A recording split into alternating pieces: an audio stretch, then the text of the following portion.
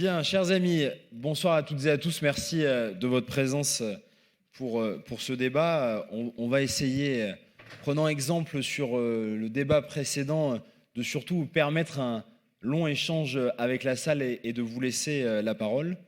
C'est un débat extrêmement important qui traverse de manière importante la société, un sujet qui touche à l'intime, un sujet qui touche évidemment à sa fin de vie est toujours un sujet délicat à aborder.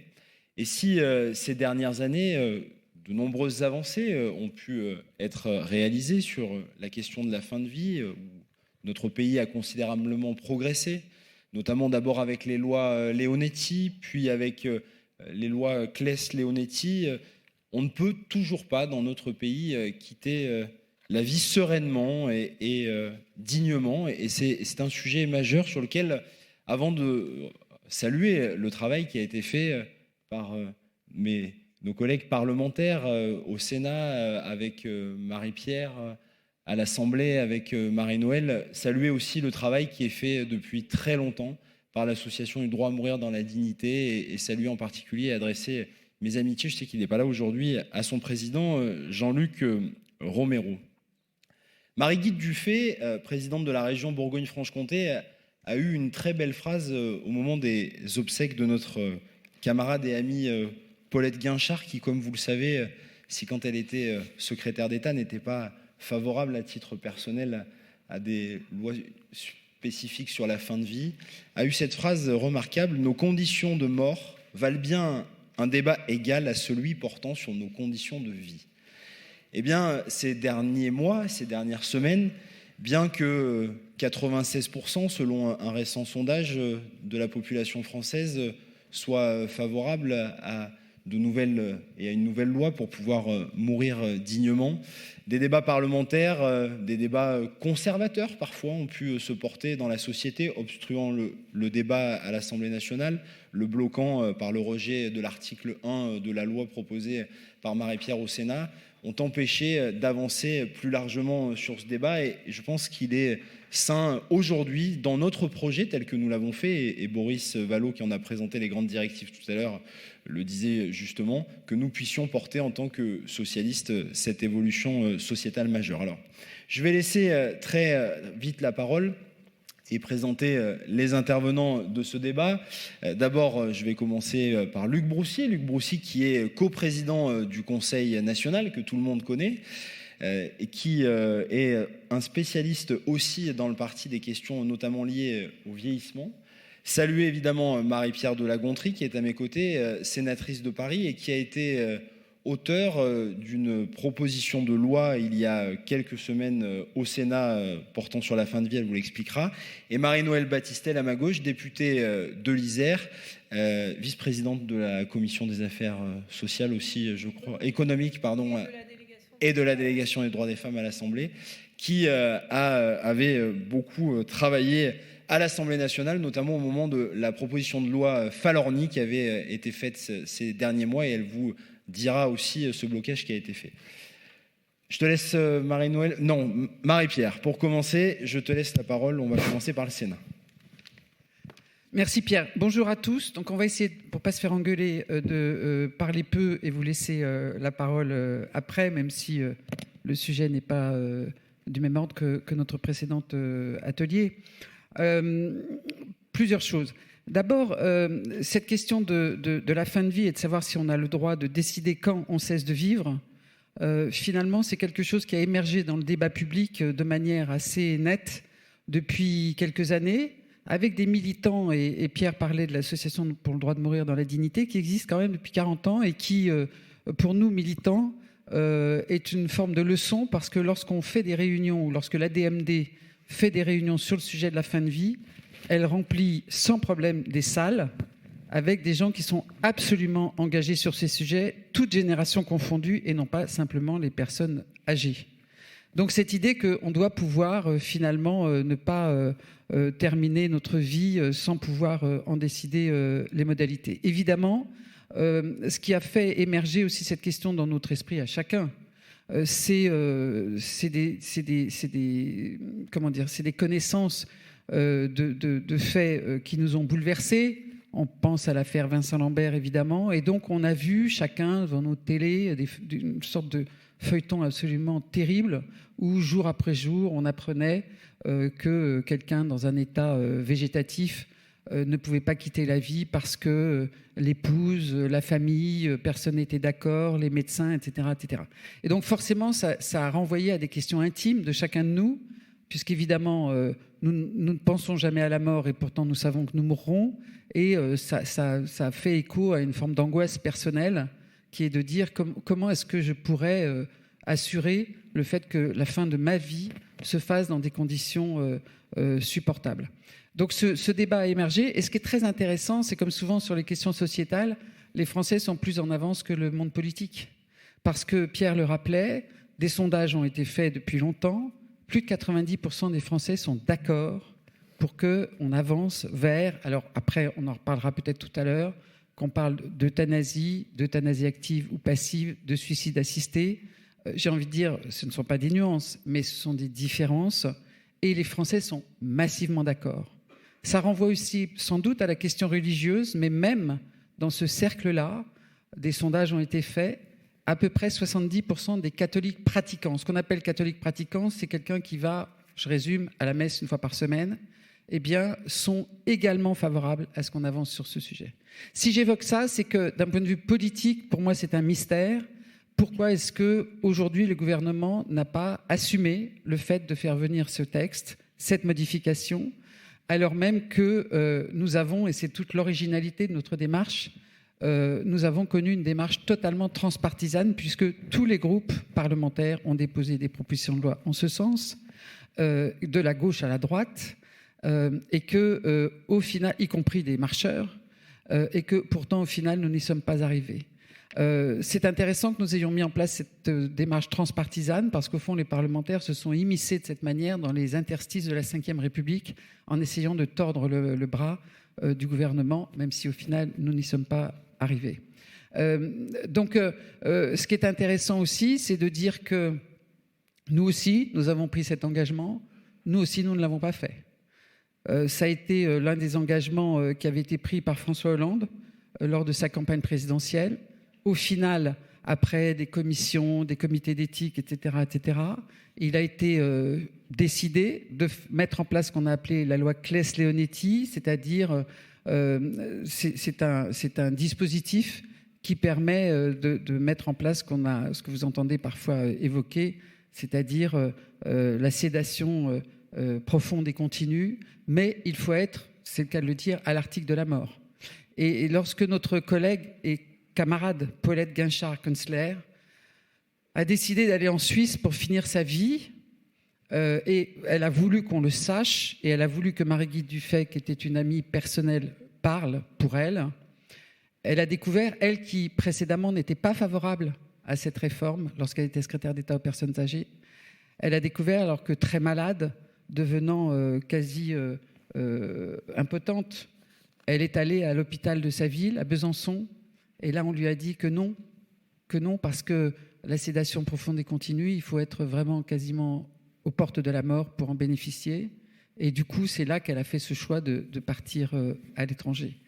Et ça pose plusieurs questions. Ça pose la question évidemment de la liberté. Ça pose la question des moyens financiers, parce qu'aller à l'étranger, ça coûte cher. Ça pose la question de l'égalité, parce qu'il faut être en état physique d'aller à l'étranger. Et j'en aurais terminé, pour ceux qui se disent peut-être ici, mais pourquoi mettre en place le suicide assisté ? Parce qu'au fond, les gens ont qu'à se suicider.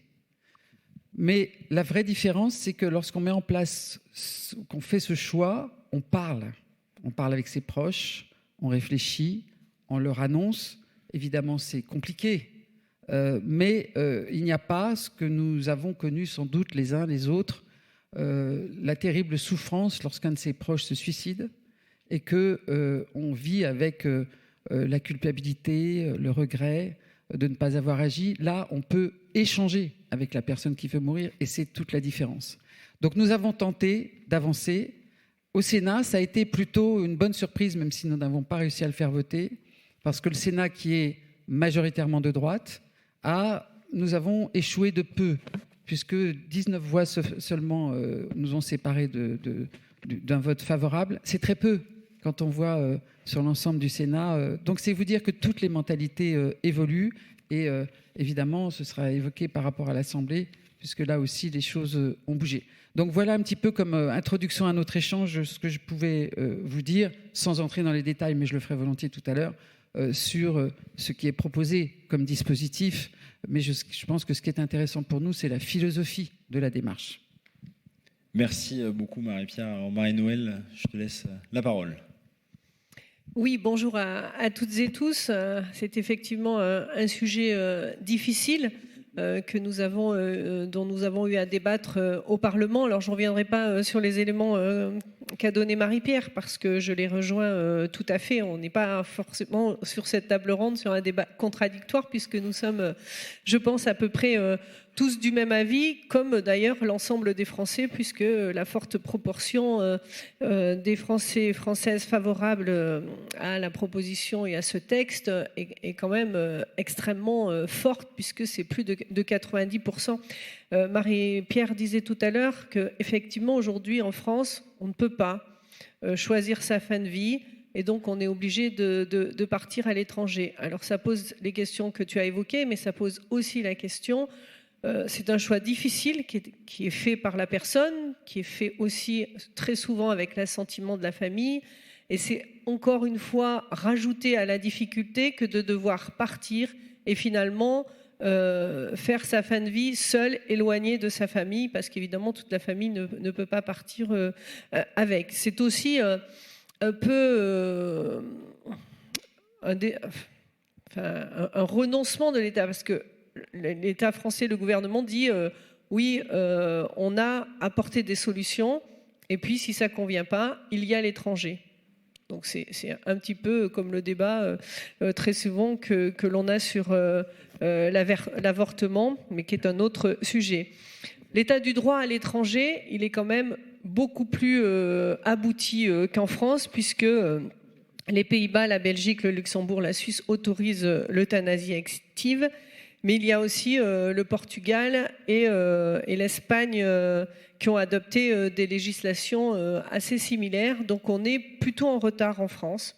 Donc la démarche qui a eu lieu à l'Assemblée était une démarche un peu particulière dont on a assez peu l'habitude dans cet hémicycle. C'est d'avoir une démarche collective avec les 9 groupes parlementaires qui étaient d'ailleurs des représentants issus du groupe d'études fin de vie, dont je suis la vice-présidente, et nous travaillons sur ces sujets depuis plus de 5 à 7 ans pour certains. Et chacun des représentants de son groupe politique a porté ce texte à l'intérieur de son groupe. Et même chez les Républicains, où il y a une forte résistance, la collègue Marine Brenier a réussi à persuader un certain nombre de ses collègues pour que chacun puisse co-signer ce texte de manière extrêmement forte et avoir un poids beaucoup plus important face au gouvernement. Nous avons pu l'inscrire dans une niche parlementaire. Une niche parlementaire, c'est une journée seulement, de 9h à minuit, pour un texte du choix du parlementaire. C'est-à-dire que lorsqu'on est parlementaire, souvent on a à discuter très très souvent les textes du gouvernement, et on a une fois par an pour les groupes d'opposition tels que le Parti socialiste, seulement une fois par an, la possibilité de présenter une proposition de loi et de la faire discuter au Parlement. Donc chacun des groupes se saisit évidemment des textes qui lui importent le plus. Et là, on avait eu l'opportunité que notre collègue Olivier Falorni puisse la déposer dans la niche parlementaire du groupe Liberté et Territoire. Mais nous n'avions que la journée.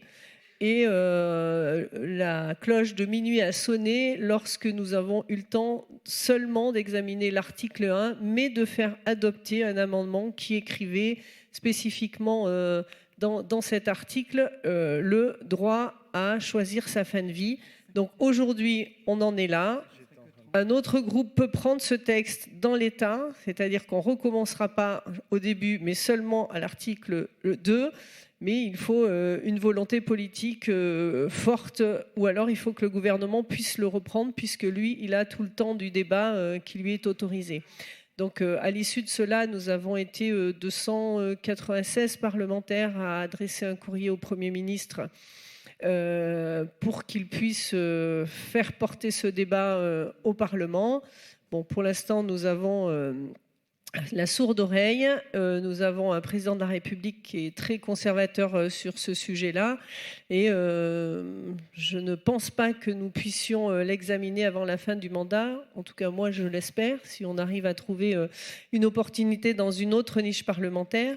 Le problème, c'est que quand on a assez peu de temps et que nous avons en face 3000 amendements qui sont déposés par 5 parlementaires seulement, puisque les Républicains étaient seulement 5 à déposer les amendements, et qu'ils ont pendant des heures répété les mêmes choses avec les mêmes amendements, de manière à faire obstruction au débat et ne pas nous permettre...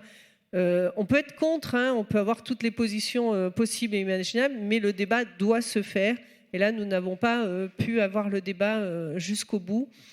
Donc voilà la situation actuellement. Nous espérons faire le forcing le plus possible pour pouvoir faire aboutir cela avant la fin du mandat. Mais comme je vous le disais, il faut une opportunité ou alors un engagement du gouvernement. Et à ce stade, ce n'est pas le cas.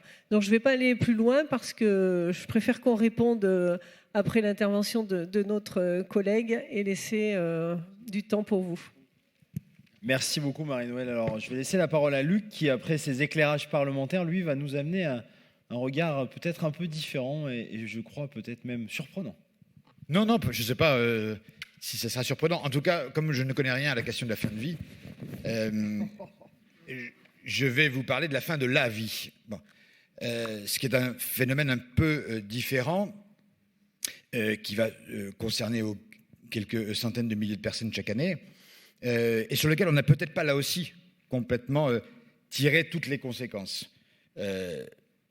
Quelques points rapides. Le premier point, c'est que nous avons tous envie de vivre le plus longtemps possible. C'est à la fois un souhait sociétal, un souhait individuel, et ça tombe bien parce que c'est ce qui se passe. On repousse de plus en plus, quoi qu'on en dise, l'espérance de vie dans notre pays de façon totalement révolutionnaire depuis un siècle. Le siècle, je vous rappelle qu'en moyenne, on vivait 45 ans en 1900 et on vit plus de 80 ans aujourd'hui. Donc c'est une révolution que Lévi-Strauss expliquait quasi anthropologique. On a autant vieilli en un siècle qu'en plusieurs millénaires. Le deuxième point, c'est que 600 000 personnes meurent chaque année en France. Pour 25% d'entre elles, elles ont plus de 90 ans. Pour 50% d'entre elles, elles ont plus de 83 ans. Et donc, évidemment que la question de la mort de Vincent Lambert se pose dans les termes qu'on vient de poser, mais pour l'immense majorité des personnes, on meurt après 83 ans. Enfin, en moyenne, après 83 ans. Et donc, évidemment, la question de la fin de vie, mais j'enfonce une porte ouverte, se confond très largement avec la question du vieillissement. On est 2 millions aujourd'hui dans ce pays de personnes qui ont 85 ans et plus. Dans 30 ans, on sera 5 millions, de 2 à 5 millions. Donc, la question de la fin de vie, la question de la mort, elle ne sera probablement pas appréhendée de la même façon dans un pays qui compte 2 millions de 85 ans et plus et dans un pays qui en compte 5 millions. Il y a environ 1500 centenaires en 1980. Il y en a 15 000 en 2008 et il y en a 150 000 en 2050. Vous rajoutez un zéro tous les 30 ans en ce moment. Voilà, donc voilà aussi la toile de fond qui constitue ce qui va devoir nous obliger à réfléchir sur la fin de la vie. On a un deuxième phénomène, c'est que, et vous le connaissez, il est régulièrement répété, c'est qu'on a une petite différence aujourd'hui entre les gains d'espérance de vie et les gains d'espérance de vie sans incapacité. C'est-à-dire qu'on va vivre de plus en plus longtemps. Mais la période pendant laquelle on va vivre avec des incapacités, pas forcément une lourde dépendance, mais des incapacités, notamment des maladies chroniques, eh bien, cette partie-là de la vie va aussi augmenter. On va vivre de plus en plus longtemps, mais aussi de plus en plus longtemps avec un certain nombre de gènes plus ou moins importantes. D'où la distinction entre la fin de vie dépendante et la fin de vie imminente. Là, on parle à un moment donné de la fin de vie, là pour le coup, imminente, la toute dernière ligne droite, j'allais dire, le dernier kilomètre de la vie, si on veut reprendre une formule à la mode. Mais on va aussi devoir réfléchir aux 10 derniers kilomètres. C'est-à-dire le moment où on commence à avoir un certain nombre de faiblesses physiques, psychiques, mais où la fin de la vie elle est encore éloignée. Et donc c'est cette période-là qui est assez nouvelle, qui est assez contemporaine comme problème, et c'est donc l'adaptation des logements, l'adaptation des villes, l'adaptation des mobilités, c'est la question de la prise en charge évidemment des soins chroniques, c'est aussi la lutte contre l'isolement, parce qu'on devient veuf et plutôt veuve à partir de 80 ans. Donc la fin de la vie, c'est aussi souvent la fin d'une vie où on est de plus en plus seul. 300 000 personnes aujourd'hui âgées sont dans une situation d'isolement, et se dire que le destin qu'on a à la fin de sa vie, c'est d'être tout seul, avec un coup de fil par semaine, avec des visites très espacées, c'est un défi sociétal qui est évidemment devant nous. Sachant que par ailleurs, il y a évidemment différents types de fin de vie. Et vous le voyez tous autour de vous. On a à la fois ce qu'on appelle mourir de vieillesse, c'est-à-dire que ça se fait de manière progressive, c'est que 15% des décès en France. L'immense majorité, c'est à la fois des décès en dents de scie. Là aussi, on a tous des exemples autour de soi, des rémissions, ça va mieux, ça va moins bien, et à la fin on meurt. Et puis des décès très brutaux. Et là aussi, on en connaît malheureusement, c'est-à-dire des gens qui décèdent très dans une brutalité de vieillesse ou pas d'ailleurs. Il y a aussi, à un moment donné, une autre question morale qui va se poser, mais qui se pose déjà, on le sait, c'est des débats économiques qui se posent régulièrement, mais qui sont des débats éthiques. C'est le coût de la fin de vie. Je vous donne quelques chiffres, pas pour les juger, mais pour les connaître. Quand on a 50 ans, en moyenne, on dépense 1 500 € d'assurance maladie par an. Quand on a 60 ans, 2 500 € par an. 70 ans, 4 000 € par an. 80 ans, 6 000 € par an. Donc, plus on vieillit, plus on concentre des dépenses d'assurance maladie, et ça donne un certain nombre d'éléments sur les réflexions qu'on a à avoir là-dessus. Le dernier mois de vie, quel que soit l'âge, le dernier mois de vie coûte, entre guillemets, à l'assurance maladie 6 200 €. Donc, en réalité, quand on est un assuré social, la fin de la vie, c'est aussi la concentration des dépenses d'assurance maladie sur les toutes dernières semaines, les ultimes semaines de la vie. On aura aussi à se poser la question du lieu de la fin de vie. Aujourd'hui, 28 jours avant le décès, 70% des gens vivent chez eux. Le jour du décès, pour 60%, ils sont à l'hôpital. Donc les 28 derniers jours de la vie, c'est aussi une forme de transhumance entre le domicile, où on vit généralement un mois avant la mort, et maintenant, un phénomène spécifiquement français, la surhospitalisation de la fin de vie. Et donc on a près de 65% des décès qui ont lieu à l'hôpital, quand un mois avant, ces gens étaient très majoritairement à domicile, d'où aussi la question, vous le savez, du développement des soins palliatifs. On est complètement sous-développé en matière de soins palliatifs, notamment en matière de soins palliatifs à domicile, qui est encore plus développé que les soins palliatifs en établissement. Deux derniers points, et j'en termine là. La crise sanitaire, depuis un an et demi maintenant, a montré aussi notre rapport avec la question de la mort. Vous savez ou pas, mais peu importe, je suis un peu un spécialiste des EHPAD, et donc on a regardé, évidemment, de manière plus particulière, et vous l'avez vu dans les médias, et vous avez vu autour de vous, des gens qui se posaient la question de la mort en EHPAD. Et c'était toujours très étonnant. On a eu pendant cette période des familles qui ont porté plainte parce que leurs parents de 95 ans mouraient en EHPAD. Mais oui, mais on a découvert qu'on mourait à 95 ans. On a découvert que généralement, quand on était en EHPAD, c'était un peu la conclusion ultime. Bon. Mais en même temps, il y a cette résistance. Voilà. Et on le voit dans les EHPAD de manière parfois irrationnelle, les directeurs nous le disent, c'est qu'il y a un moment donné, on n'accepte pas la mort. Et on veut un responsable, surtout si on a un tiers. L'EHPAD, l'hôpital, c'était un tiers. Si on meurt à domicile, on n'en veut à personne. Quand il y a quelqu'un qui est responsable, voilà. Et donc même à 95 ans, on trouve que c'est pas normal de mourir, même d'une épidémie comme le Covid. Et puis il y a aussi au-delà du fait que cette mort nous paraît de toute façon insupportable, surtout quand on a confié son parent à une tierce personne, il y a la question du tabou de la mort qu'il nous faut aussi revoir, la façon dont on traite Et là, ça s'est particulièrement vu avec l'isolement des familles, le rite de la mort. Vous savez qu'en EHPAD, par exemple, toutes les règles aujourd'hui consistent à cacher la mort de sa voisine. On n'en parle pas, c'est d'un non-dit. Vous avez une table, tous les jours vous êtes à côté de Madame Durand, un matin vous arrivez, il n'y a plus Madame Durand, eh bien il y a une espèce de chape de plomb qui est convenue avec les professionnels. Et c'est ça qui est en train de changer aussi, de se dire que ça mériterait d'accompagner par des rites, par des informations, par des cérémonies pour ceux qui le souhaitent, etc. Et puis, dernière phrase, j'en termine là, il nous faudra aussi dans notre logiciel politique parler d'un sujet qui ne fait pas l'objet cette année d'une table ronde, mais sur lequel il nous faut quand même réfléchir, c'est toutes les questions autour qu'on appelle le transhumanisme, c'est-à-dire comment à un moment donné on va affronter la question de la fin de la vie, la question de l'allongement de la durée de la vie. Comme on veut résister à la fin de la vie, eh bien on essaye de l'allonger le plus longtemps possible. On le fait heureusement depuis un siècle par des progrès médicaux, par des progrès sanitaires, par des progrès en matière d'hygiène, mais on voit bien comment aujourd'hui on va commencer à le faire de façon technologique, que des milliards d'euros sont déjà aujourd'hui investis pour essayer de voir comment on peut repousser la mort. Pendant longtemps, on a eu des technologies qui permettaient de réparer le vivant, comme on dit. On voit bien aujourd'hui que les technologies vont se concentrer sur augmenter nos capacités, permettre de mieux vivre plus longtemps avec des maladies chroniques. Et c'est aussi ça, une des questions éthiques qui se posera. Jusqu'où va-t-on dans la peur de la mort, dans la volonté de prolonger la vie? C'était des questions qui sont un tout petit peu différentes que celles qui étaient évoquées tout à l'heure, mais que je voulais verser au débat.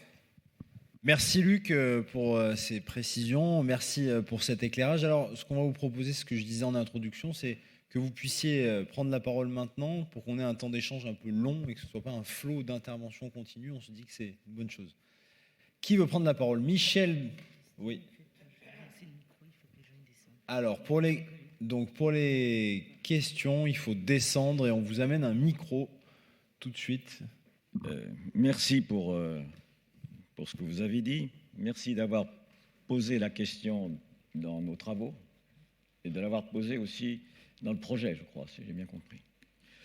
Alors d'abord, par rapport à ce qu'a dit Luc, et souvent je suis d'accord avec ce qu'a dit Luc, c'est dommage que tu n'aies pas rappelé, quand tu nous as expliqué qu'on prenait comme ça, tous les 50 ans, on multipliait par 2 notre longévité, parce qu'il s'agit bien de longévité, que c'est très inégal.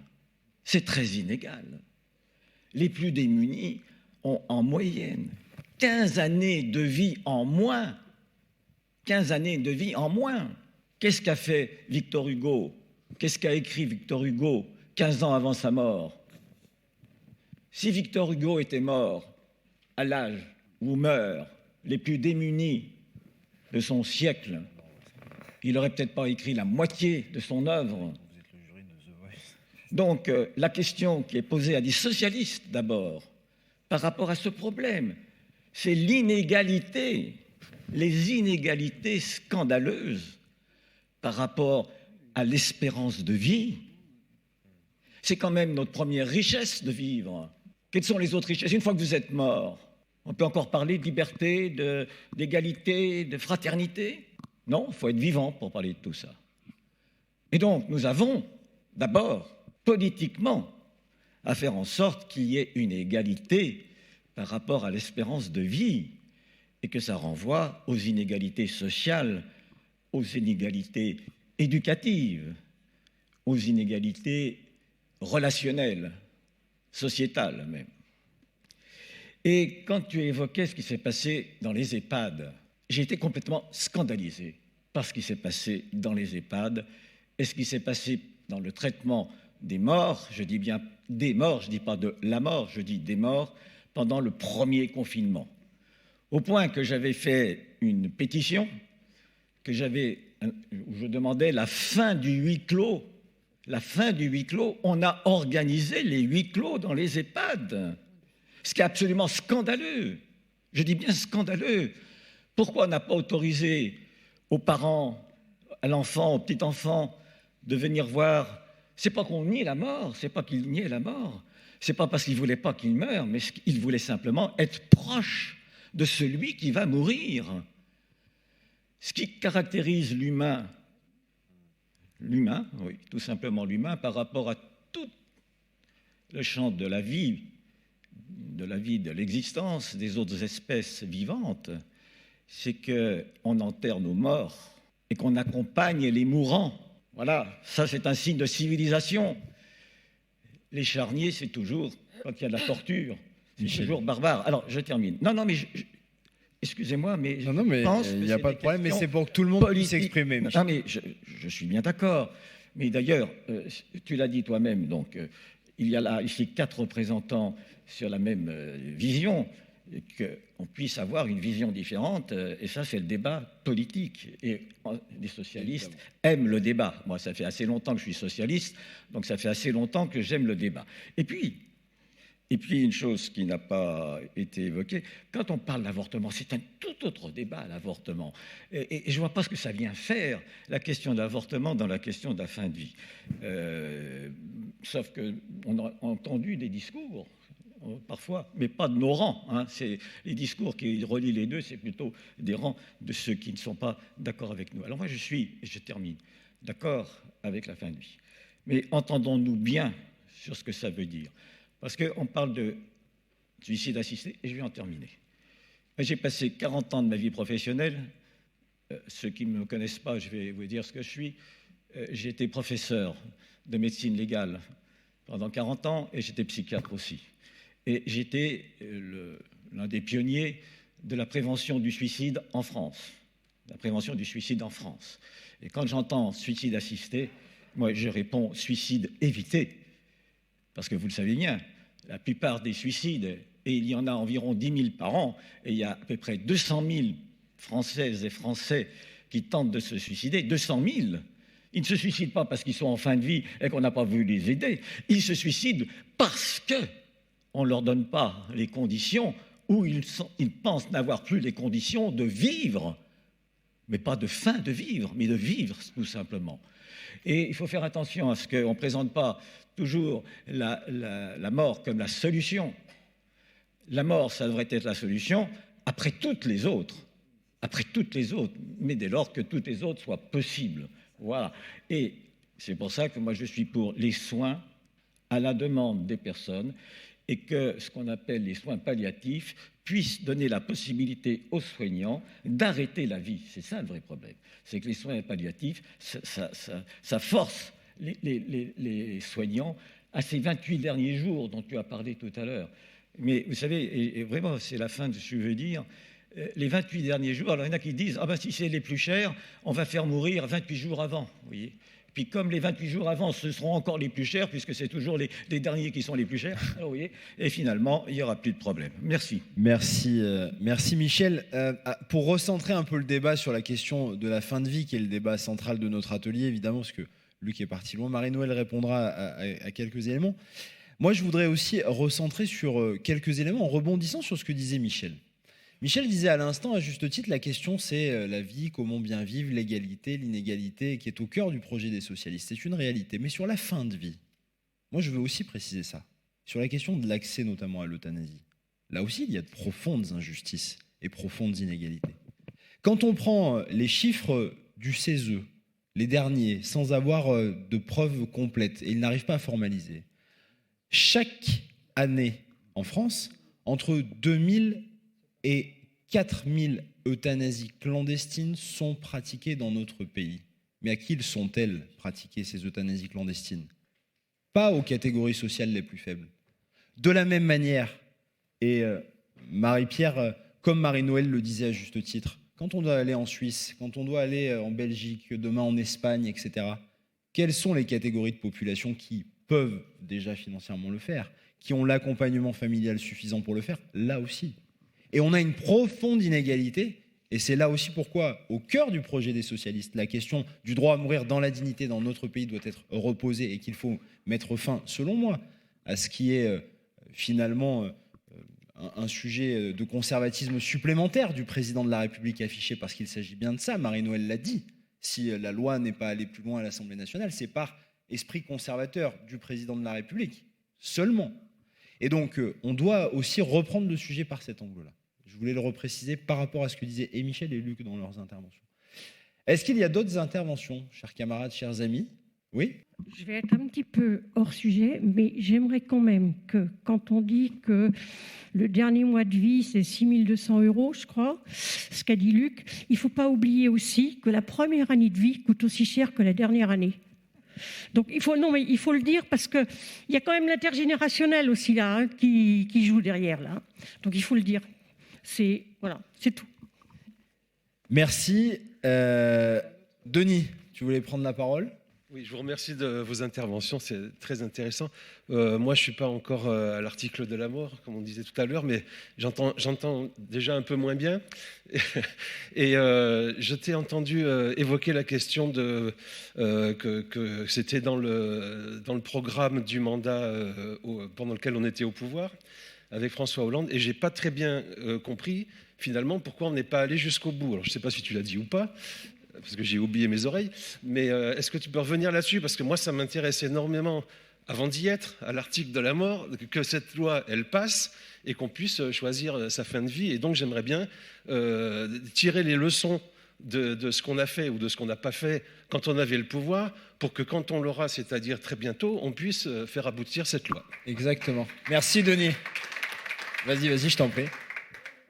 Donc bonjour, Fouad Benhamed, je suis militant sur Bobigny, et en fait je ne devais pas venir aux universités aujourd'hui, et ce matin j'ai vu un post de Luc Broussy qui disait rencontre cet après-midi, etc. Et comme on n'a pas eu l'occasion de se rencontrer avec Luc, je me suis dit je vais venir. Je vais faire un petit hors-sujet, mais qui concerne quand même la fin de vie. Il y a 6 ans de ça, j'ai fondé le collectif Plus en ascenseur. C'est un collectif qui lutte contre les pannes récurrentes d'ascenseurs qui empoisonnent la vie des habitants. Quand on a créé ce collectif, donc c'est la seule association en France reconnue luttant contre les pannes d'ascenseurs et les problématiques que ça engendre. Quand on a créé ce collectif, on a lancé une pétition sur Change.org qui a recueilli 40 000 signatures. Aujourd'hui, on en est à presque 150 000.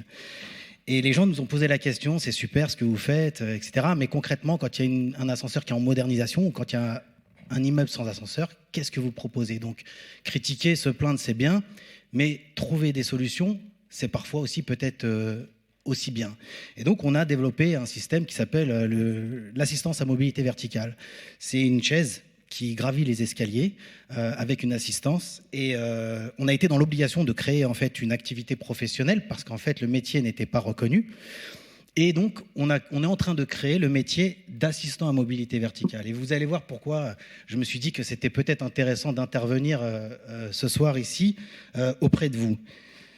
Quand on n'a plus d'ascenseur, quand on n'a pas la possibilité de pouvoir sortir de chez soi, on est un peu loin du débat, hein, bien sûr, mais en même temps c'est peut-être que le médecin, en fait, puisqu'il était aussi dans la psychiatrie, pourra penser qu'on n'est pas si loin que ça, en fait. Parce qu'en fait, quand on ne peut plus sortir de chez soi, on est emprisonné. Et la prison, c'est quoi? C'est la privation de liberté. Et quand on a des soins à domicile et qu'on ne peut pas faire les grands soins dans les hôpitaux, en fait, on se laisse mourir à domicile. On se laisse mourir chez soi et on a l'impression de ne plus avoir d'utilité pour la société. Je vais juste m'en arrêter là. Je pensais que ça en valait le détour. Et comme ça, c'était une occasion aussi de rencontrer Luc et puis de pouvoir partager cette expérience, bien sûr. Mais je pense que ce n'est pas si éloigné que ça. Vraiment, réfléchissons à comment on peut considérer l'autre et comment est l'autre quand il est chez soi en soins de fin de vie. Merci. Merci. Alors, je vais redonner la parole à Marie-Noëlle qui voulait compléter quelques éléments.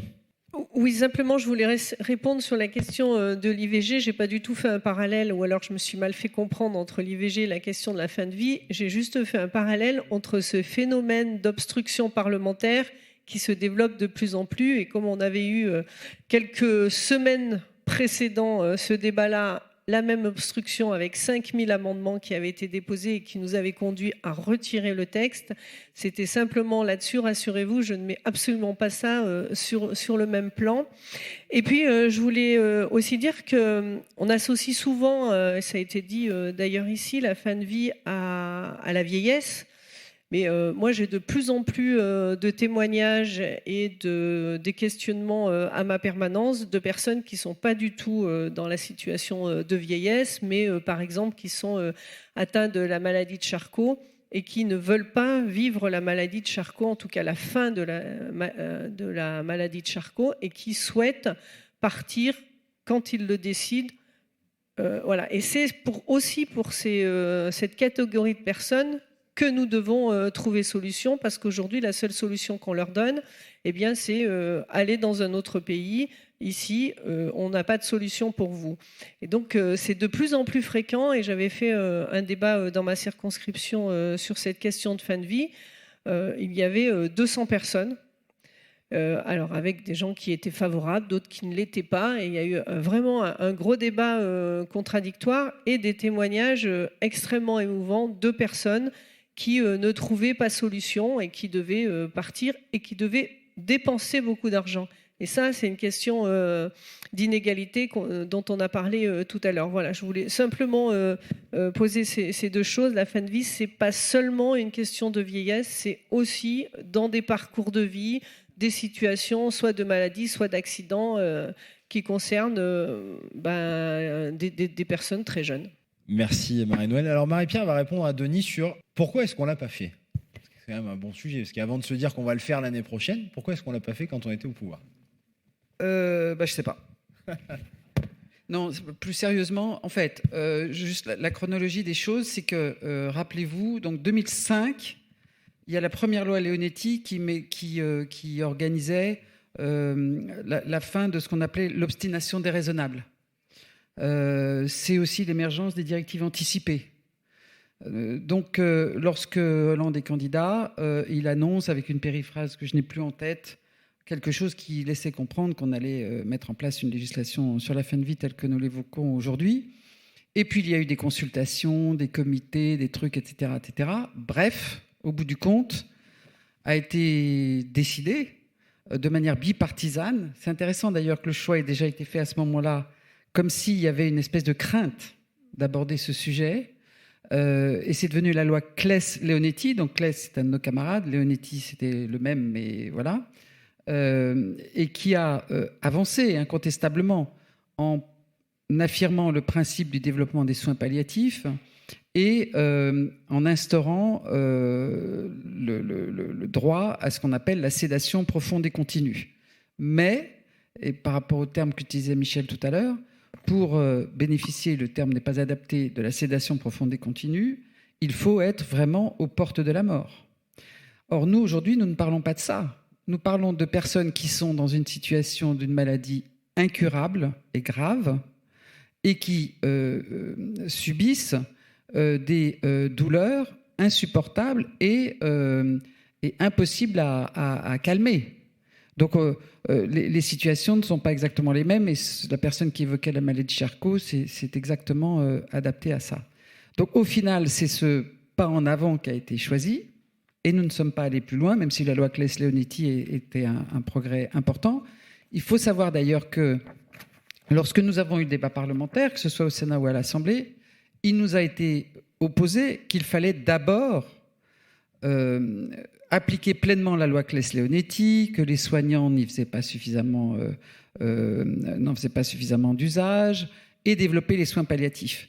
Il faut savoir quand même qu'il y a 23 départements en France où il n'y a pas d'unité du tout de soins palliatifs. Donc, on est dans un discours qui n'est pas conforme au réel. Mais encore une fois, tout ça était, me semble-t-il, on est là pour se parler un peu franchement, un habillage, me semble-t-il, un peu hypocrite. Le vrai truc, c'est qu'en fait, on n'arrive pas à faire face, d'une part, à notre propre mort, et d'autre part, au fait que oui, il est possible un jour de décider de manière délibérée que l'on ne veut plus vivre. Et ça reste quelque chose d'insupportable visiblement, non pas pour les Français, on le rappelait tout à l'heure, mais pour nos gouvernants. Et c'est pour ça que je faisais référence, y compris, à ce que nous n'avions pas fait, même si nous avons fait des progrès importants sur ce sujet-là. Bon, bonjour à chacun de vous, bonjour à Pierre en particulier et à vous également qui œuvrez pour que ce sujet soit vraiment pris à cœur. Moi, ce que je voulais soulever, c'est qu'effectivement, quand on se pose la liberté de choisir sa propre fin de vie, il me semble que ça positionne deux entités. Ça positionne l'entité de la personne qui va mourir, et ça positionne également l'entité des personnes qui rayonnent autour d'elle, de la famille. Voilà, donc ça aborde aussi le problème de la séparation. Et je crois que c'est tout ce que je voulais poser. Voilà, cet autre aspect, cet aspect de l'accompagnement d'une personne qui va décéder, mais également de comment considérer la séparation des personnes qui restent en vie. Mais c'est très important ce que tu dis, c'est pour ça que je l'évoquais tout à l'heure. Quand je disais, tu sais, parfois il y a des gens qui disent « Ah mais bon, le suicide assisté, les gens ils ont qu'à se suicider ». C'est toute la différence. C'est ça. C'est qu'il y a ce partage, douloureux évidemment, enfin il y a des livres qui ont été écrits sur ces sujets-là, hein. C'est toute la différence. C'est-à-dire, et Marie-Guide Dufay qui a témoigné, vraiment je vous encourage à lire, elle avait publié une longue lettre dans Libération, je crois, quelques jours après le suicide assisté donc de Paulette Guinchard, racontant ça. Ah oui. Et comment est-ce que Paulette, avec son mari, etc., etc. Donc tu as tout à fait raison. C'est la souffrance de ceux qui restent Aussi. qui est, comment dire, prise en compte, aménagée, j'allais dire, bon, accompagnée. Tout à fait. Merci. Merci à toi. Et j'élargis juste le propos au fait que c'est toute la problématique des aidants. Là aussi, un sujet qu'on ne tient pas, enfin qu'on n'a pas encore pris à bras le corps autant qu'il le faudrait, puisque si j'élargis à ce que je racontais tout à l'heure, au moment de la fin de vie, eh bien, il y en a 1 sur 2 qui assiste souvent à la fin de vie de l'autre conjoint. Donc là, on a effectivement toute une série de sujets. Moi, j'ai eu, parce que Paulette était, pour des raisons évidentes sur nos questions, une copine depuis longtemps, j'ai eu son mari, que je connaissais à peine, en fait, et je l'ai eu après. Et il m'a raconté exactement ce qu'a dit Marie-Guide, c'est-à-dire le fait qu'à un moment donné, autour de la table, un jour, elle dise « voilà ce que je veux », et qu'ils aient le temps d'en parler, qu'ils aient le temps de confronter, qu'ils aient le temps de s'habituer, qu'ils aient le temps de se dire on va faire notre vie comme ça. Enfin voilà, bon. Et lui, maintenant, qui est donc veuf, l'a accepté. L'a accepté par amour. Mais lui, aujourd'hui, il est vivant et il faut l'accompagner. Voilà. Donc c'est crucial ce que tu dis. Il y a derrière les morts, il y a des vivants. Merci Luc. Oui. Bonjour à tous et à toutes. Merci beaucoup pour ces échanges très intéressants. Je m'interroge sur un point qui a été évoqué à plusieurs reprises, le coût de la vieillesse. Et pour moi, c'est un point qui ne devrait pas rentrer dans nos débats à aucun moment, parce que si on veut construire une société inclusive, solidaire et sociale, tous les aspects financiers ne devraient pas rentrer en compte dans la fin de vie, dans l'accompagnement des personnes qui sont en fin de vie. C'est juste un point de contexte. Et je m'interrogeais sur la définition du mot dignité. On parle beaucoup de mourir dans la dignité. Qu'est-ce que pour vous et la dignité, c'est un mot très compliqué à définir, mais est-ce que c'est la douleur? Est-ce que c'est choisir la date de notre mort? Est-ce que c'est l'entourage, l'accompagnement que l'on souhaite? Parce que mourir dans la dignité, c'est un mot très large et on peut mettre tout ce qu'on veut dedans. Merci beaucoup. Y a-t-il d'autres questions? Alors Marie-Noël veut répondre sur la question du coût. Parce que je sais que... Oui, je suis assez d'accord sur ce que vous dites. Le débat de la fin de vie que nous avons examiné, nous n'avons pas évoqué la question des coûts, ni de la fin de vie, ni de la vieillesse, parce que effectivement, pour moi personnellement, je pense que c'est un sujet qui doit être abordé hors de tout cela. Sur la question de la dignité, je répondrai aussi, alors ça vous satisfera probablement pas, mais à l'Assemblée, nous avons choisi de ne pas nommer le texte mourir dans la dignité, mais choisir sa fin de vie, parce que la dignité, en fait, ça fait appel à plein de choses. Et c'est très subjectif. Chacun peut considérer que telle chose est digne ou pas. Et donc, ça ramène quand même au vécu personnel de chacun. Et nous avons préféré faire ce choix de dire choisir sa fin de vie. Et effectivement, l'association Aide à mourir dans la dignité fait ce choix-là. Mais nous avons considéré que c'était assez peu définissable de manière précise pour pouvoir l'utiliser. Je pense que je ne vous ai pas complètement répondu, mais en tout cas, on a réfléchi là-dessus et on n'a pas retenu ce nom-là dans la proposition de loi. Peut-être, puisque moi, c'est l'inverse, je l'ai retenu. Moi, j'ai retenu ce terme, c'était très simple, c'était un hommage à l'association. Parce que l'association, c'est elle qui a fait tout le boulot de faire émerger, proposer, rédiger, convaincre en faisant un travail de dingue, enfin, je dirais en sillonnant la France. Moi, un jour, j'ai assisté au départ de l'ADMD Tours. C'était une caravane avec des mômes. Enfin bon, quand on vieillit, on trouve que tous les gens de moins de 30 ans sont des enfants, mais qui, en plein mois d'août, décidaient d'aller faire le tour des plages pour aller parler de ces sujets-là. Donc, c'est pour ça que j'ai repris le terme. Mais je l'ai repris aussi parce que je m'y retrouvais. Pour répondre à ta question, au fond, ces débats, oui, certains nous ont dit, mais la dignité, c'est quoi, etc. Moi, je pense que c'est la liberté. Voilà. Et c'est au fond comme ça que je me retrouvais assez bien dans ce terme. Mais bon, tout ça n'a pas... Enfin, ce qui est important, c'était le contenu. Mais je comprends ta question. Peut-être, si je peux me permettre juste un mot sur une question qui n'a pas été vraiment posée comme ça, mais je crois qu'il faut aussi ne pas opposer choisir sa fin de vie et la question des soins palliatifs. Alors, je vous dis ça parce que j'ai passé une journée dans un centre de soins palliatifs et j'ai été très très bien accueillie. On a fait presque des heures de discussion avec les personnels soignants. Et j'ai vraiment eu l'impression que ce texte et la réflexion qui était portée dans ce texte les dérangeaient parce que pour eux, ils considéraient qu'on ne prenait pas en compte leur travail et que si on en arrivait à ça, c'est qu'on considérait que leur travail n'était pas fait de la bonne façon ou n'était pas efficace. Et en fait, ce n'est pas du tout ça. C'est qu'aujourd'hui, il y a la question des soins palliatifs qui répond à un certain nombre d'attentes. Et puis, il y a des sujets où, tout à l'heure, j'ai évoqué la maladie de Charcot, mais il y en a d'autres, où la question des soins palliatifs ne répond pas à la demande des personnes qui souhaitent choisir leur moment de fin de vie alors qu'ils pourraient vivre encore. Non, moi, je voulais juste te dire, parce que c'est la deuxième fois, je ne suis pas soleil vert, moi. Hein, j'ai évoqué soleil vert, vous savez, j'ai évoqué le coût pour qu'on se rende compte aussi de la concentration, évidemment, de l'effort qui est fait dans les dernières semaines de la vie, pas pour le reprocher, encore moins pour les économiser, puisque comme il était dit tout à l'heure, il y a toujours 6 derniers mois. Hein, bon. Mais pour dire, voilà, la répartition de l'effort de solidarité et comment dire, qui est essentielle.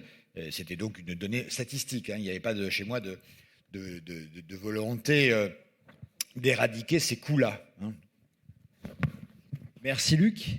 Bon, écoutez, s'il n'y a pas d'autres interventions, je vous propose que nous terminions cette table ronde. Merci à toutes et à tous de vos contributions. Merci à Luc, Marie-Pierre et Marie-Noël pour leur éclairage, en espérant que soit le débat parlementaire soit ressaisi dans les prochaines semaines pour que cette loi puisse être adoptée.